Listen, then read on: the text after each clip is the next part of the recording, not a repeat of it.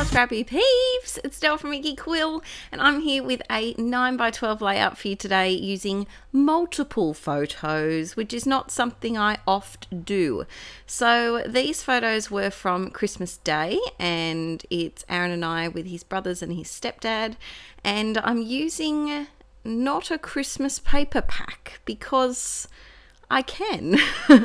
I'm not a huge themey paper person. I like themey embellishments, but I prefer to use more neutral papers, I guess you could say. So I'm using the crepe paper Chasing Dreams, which when I filmed this, I had just got my hands on and I was really excited to use it. And I'm going for some pinks. Now you might be thinking, Adele, no one's wearing pink and it's a Christmas page. So my thinking is, this paper is beautiful, but I will struggle to use this just because it's a pattern that would look great as a background, I think. But I don't use pattern paper as backgrounds, and it has got tinges of like a reddish color. I'm also going to struggle with this one because of the amount of green. Now, you know I don't really like green. So when I can use green, I kind of try to use it for Christmas things. So I'm thinking a pink and green kind of Christmas thing. A lot of people ask me when where I pick my colors and my papers from. Usually I pick them from the photos. For this one, I just plucked it out of thin air. I really just wanted to try and use any papers that had green on them, and this one had pink, so that's why I went with the other one. I'm just using a bit of tissue paper here that I actually got in some packaging, and I know people say I use a lot of adhesive, but I like it, and I like to make sure things are stuck on properly. So I'm just adding a bit of tissue paper here for some extra texture, and I really recommend if you feel like your pages don't have like a extra oomph or a little extra something, they're very flat, go and buy just a $2 pack of tissue paper or a pack of doilies from your local cheap shop, and it makes such an impact. It's incredible how having something that's not strictly papery, if that makes sense, on your layout, it changes things up. That's what I also like with embellishments. I try to use embellishments that are a variety of textures and thicknesses. I just find that it helps give a bit of dimension to my page.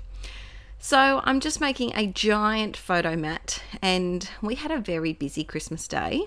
If you don't follow me on my third channel, yep, I have a third YouTube channel called Mr and Mrs Rad. The link's always in the description below.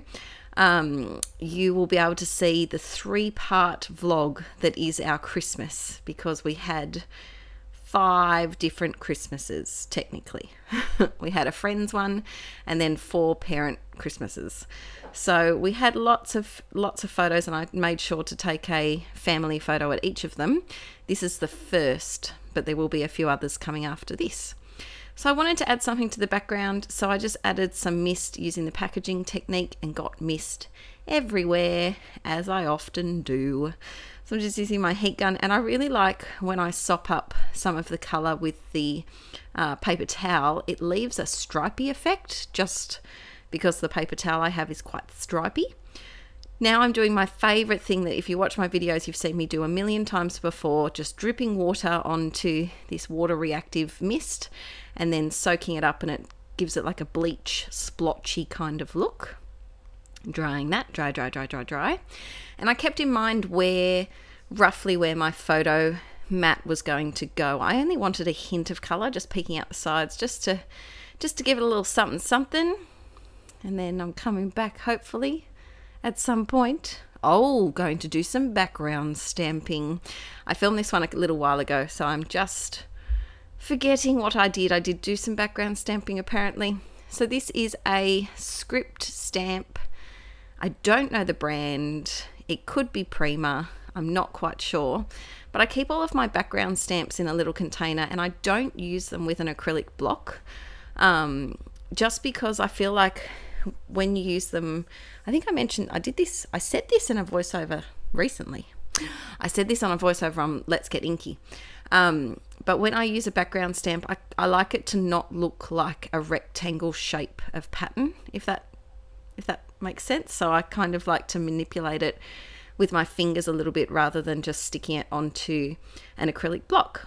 If you'd like a video on like a bit more in depth about how to stamp, maybe you're new to scrapbooking or new to stamping, let me know and I can do one. So now I'm pulling out the Crepe Papers 2016 Christmas collection, which was called Snow and Cocoa.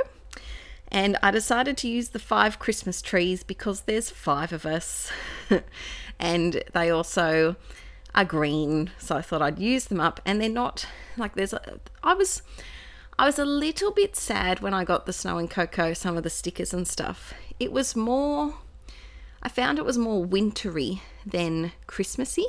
Did anyone else find that? Let me know in the comments if you thought that too. But here in Australia, of course, we have Christmas in summer and it's boiling hot. And where I live, we don't have any snow at all. I've never seen snow before. So there's a lot of this collection that is like, I can break the rules. I can break the rules good when it comes to scrapbooking products, but you can't really manipulate things that say snow into many non-snow themed pages.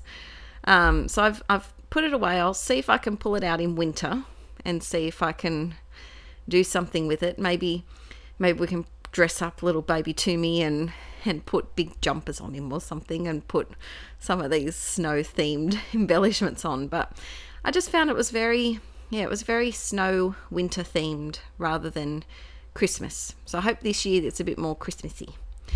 Adding just a range of embellishments that have just been plonked on my desk, like these little puffy hearts, which I freaking love. I love me a good puffy heart. I do. I don't know what it is about them. I do know what it is. I had a love affair with puffy stickers in my early childhood. My dad, okay, we're going story time now because I'm just sticking embellishments on. My dad once brought home this giant financial diary that someone was throwing out on a job site that he was at, and it was about 3 inches thick, and it was my baby. I hope mum and dad still have it. I should probably go have a look and see if they have it, but I would draw in it, I would stick stuff in it. I think it was like my 5-year-old version of a smash book. I've been smash booking since I was 5 technically, and Dad and I would used to go on the weekend to go get the local paper and some bread and milk with our dog at the corner shop, and he would buy me stickers, and I would always pick the puffy stickers or the rub-ons. Oh, I loved them. So that book has a lot of puffy stickers in it, and I think that's where my love of them started. There's a pointless story that means nothing to any of you right there. Oh, my mind is wandering a little bit today. So I'm just adding some thickers here. Those first loopy ones are from an Amy Tan set, and then these ones are just more of a structured font, I guess you could say. I added a tiny bit of journaling just around the outside here because there wasn't much room to add any journaling. It is a bit of a crazy layout, but I think it suits because we are pulling such ridiculously crazy faces in that bottom photo. And I think it's important to take silly photos with your family. I'm the family photographer, and I always bug my family for photos, and they know this. So we're well rehearsed at the silly selfie. So we always do a nice one first, and then we pull out the ridiculous faces. There they are. What an attractive family we are. So thanks for watching, guys, and please give this video a thumbs up if you're enjoying seeing my process videos, and let me know in the comments below anything you like. I'll see you next time. Bye.